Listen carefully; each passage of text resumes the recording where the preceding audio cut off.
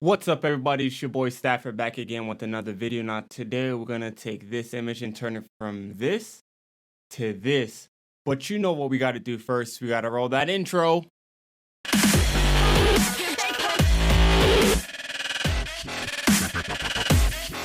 Alright, guys, so here we're about to get inside. We have this image right here. Now, I don't know how it's gonna turn out. You know how it's gonna turn out. But let's get that magic started, alright? So, move this out the way real quick. So this image, we're going to take it over and put it in a Photoshop. Quick command to get it from Lightroom to Photoshop is Command E or Control E. I don't really know the difference between the Windows and the MacBook. I'm using a MacBook. And I know Command should be Control for the most part, if I got that right anyway. But bring it over here. What I'm going to want to do is select my product. For this, I'm going to use Quick Selection or Object Selection. Let us do its thing.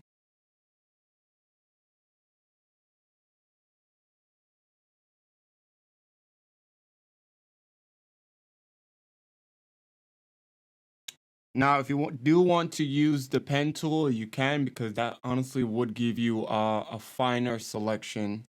But for this tutorial, I'm just gonna take it just like that. Now I'm gonna bring in the assets that I've selected for this image.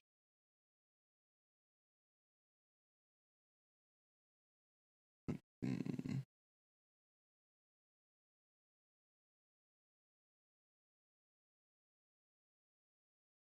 Start with the foreground. Now holding Options or Alt, you could just expand it to what you need. But really, I plan on cutting this image out.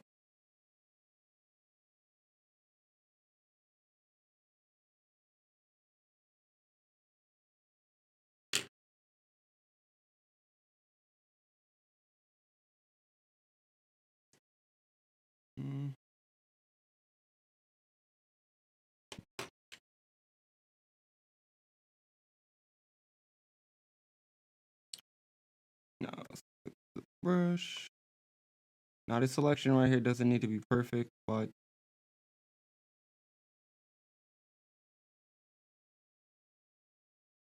perfect as you want or need it to be.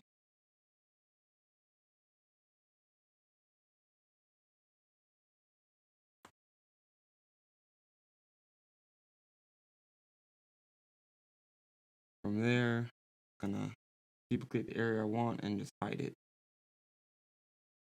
Next, I want to bring in some type of background image. Oh, I'm gonna have that on top. I'm gonna bring in the background image and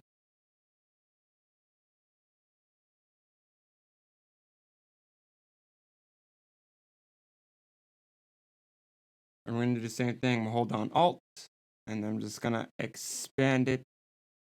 Oh, maybe a little too much. Expanding. You know, that could work.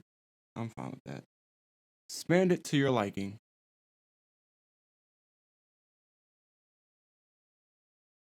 Now with the bottle on top, I'm just gonna bring it down just slightly. Oh, I'm on the wrong thing. Bottle. Just gonna bring it down just slightly.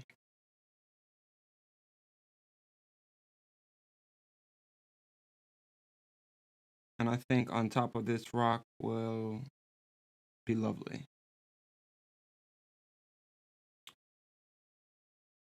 Now I want to bring in one final image. I think I'm going to use this tree that I have. Expand it again.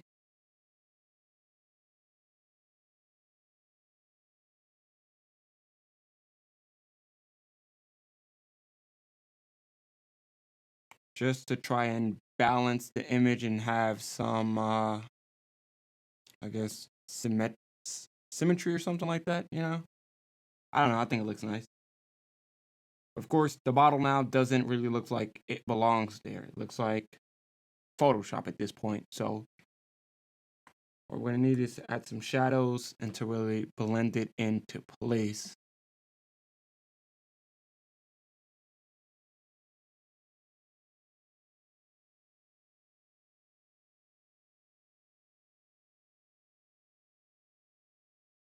Ooh, doesn't look good. Seeing how I can't see the sides of my brush for some odd reason, but we're gonna make do. Trying to make some realistic shadows as possible.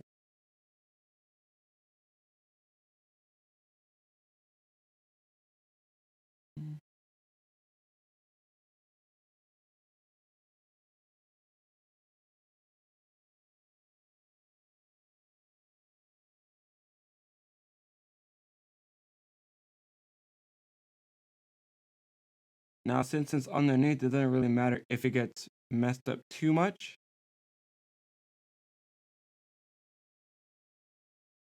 But this is how we're rocking.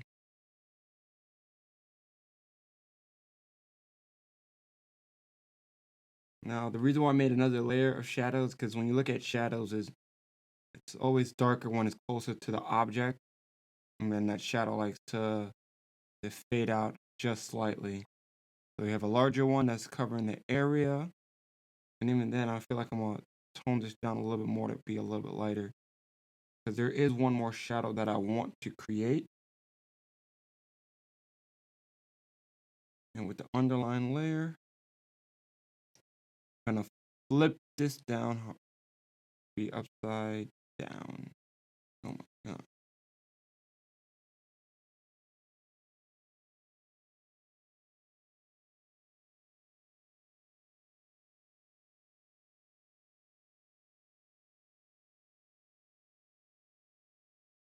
So the reason why it's going to be in this location, because if you look to see where the sun is in within the top left portion.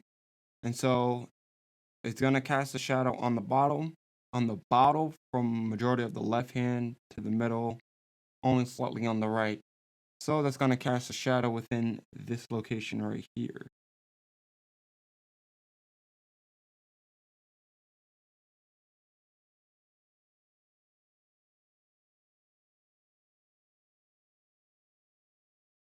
With pressing Option and Delete, just going to make a complete black selection. So the reason why it's a complete black selection, because my foreground color right here is black. If I was to press X and then press Option and Delete, it'll be white. But if I had white selected and I press Command and Delete, it'll be black. So now it's black. I'm going to tone it down to try to create a realistic shadow from what the sun is creating. And then after that, the only thing I will do is color grade it. Color grade everything. I'll start with the tree. That's in the background. Color balance. Now what I want the tree to do is match the background. And so that's what we're trying to match.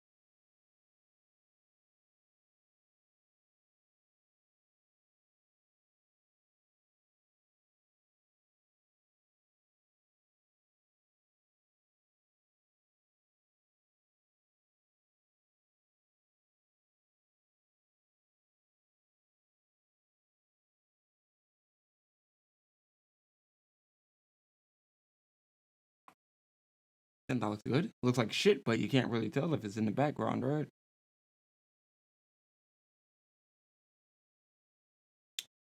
Now I do want to add some blur to the shadow. You son of a bitch. Uh, sometimes. Alright, here we go. We're gonna add some blur. Nothing too crazy. I clicked on the wrong thing. Gaussian blur.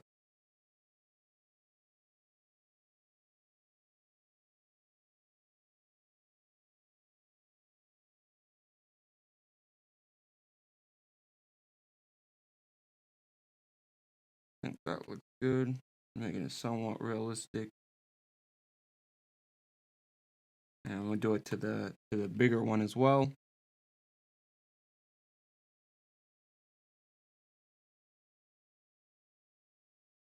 Not as much.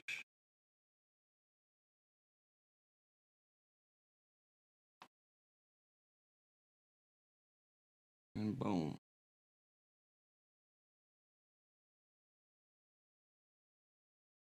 Realistic shadows on the product.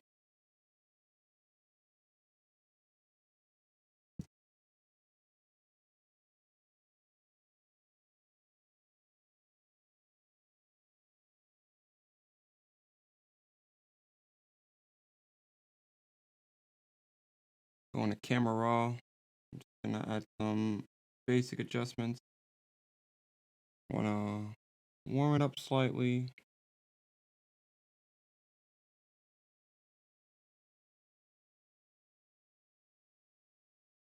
Increase it. Decrease the contrast.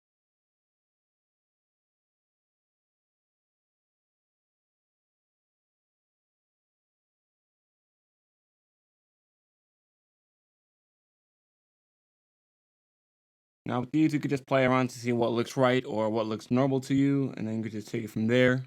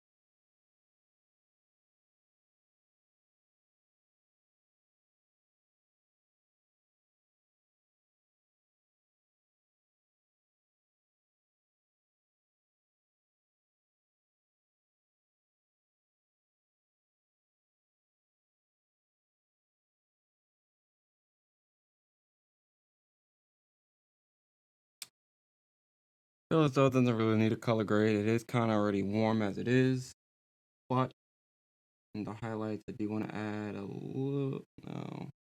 No, even then that would be a little too much.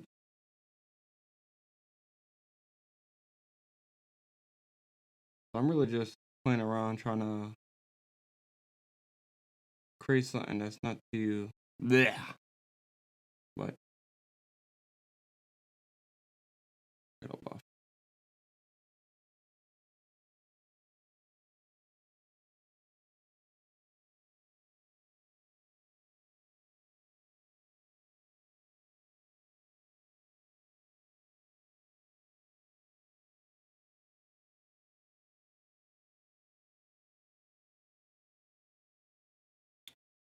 Blotchiness. Like the image is getting destroyed up here. But I can correct it easily. With this, I can easily just mask it back out.